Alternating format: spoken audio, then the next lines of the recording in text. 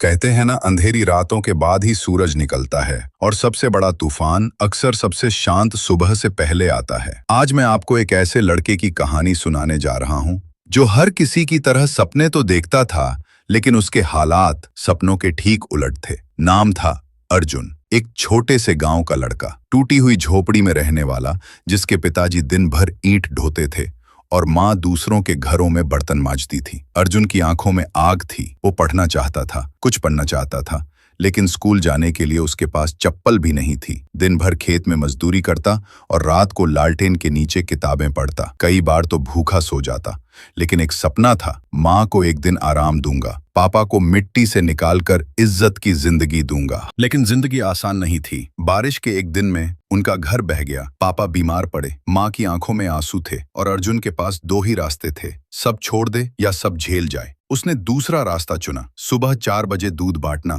दिन में मजदूरी और रात को पढ़ाई। लोग हंसते थे उस पर, कहते थे, अरे तेरा क्या होगा, तुझे तो मजदूर ही बनना है। लेकिन अर्जुन सिर्फ मुस्कुराता और कहता, मैं मजदूर हूँ लेकिन सपनों का गुलाम नहीं। फिर आया इंटरव्यू का दिन। आईएएस बनने का सपना, बिना कोचिंग, बिना गाइडेंस, सिर्फ मेहनत के दम पर। जब रिजल्ट आया तो पूरे गांव में सन्नाटा था। लोग टीवी देख रहे थे, रेडियो सुन रहे थे और फिर उसका नाम आया टॉप 50 में। गांव के उसी लड़के ने जो कभी चप्पल नहीं पहनता था, आज सूट पहनकर दिल्ली में अफसर बन गया। उस दिन माँ की आंखों से आंसू बहे, लेकिन वो आंसू दुख के नहीं, गर्व के थे। पापा जो कभी अस्पताल के बाहर खड़े रहते थे, आज वीआईपी वार्ड में इलाज करवा रहे थे। अर्जुन ने हमें ये सिखाया कि हालात चाहे जितने भी खराब हों, लेकिन अगर इरादा सच्चा हो तो किस्मत को भी झुकना पड़ता है। कभी हार मत मानो, शायद सफलता बस एक कदम दूर हो।